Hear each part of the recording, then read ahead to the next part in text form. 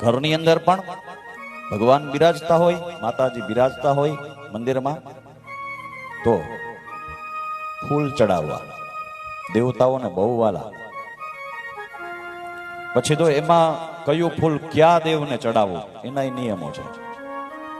અમુક દેવને અમુક ફૂલ ન ચડતા હોય, પણ જે વસ્તુ જેને વાલી હોય આપો એટલે રાજી બહુ થાય. વિષ્ણુ ભગવાનને તુલસી પત્ર અતિ વાલા. તુલસીજી ભગવાનને પ્રાણથી પણ વાલી છે. હરિને પ્રિય એવા તુલસી. માતાજી ઘરમાં બિરાજમાન હોય તો માતાજીને ગુલાબ પ્રિય છે.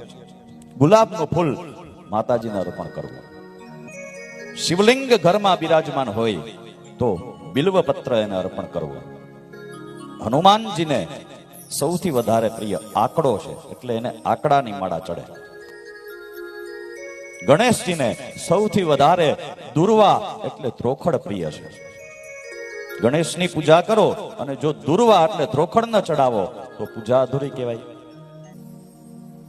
જે વસ્તુ જેને વાલી હોય આપો એટલે રાજી.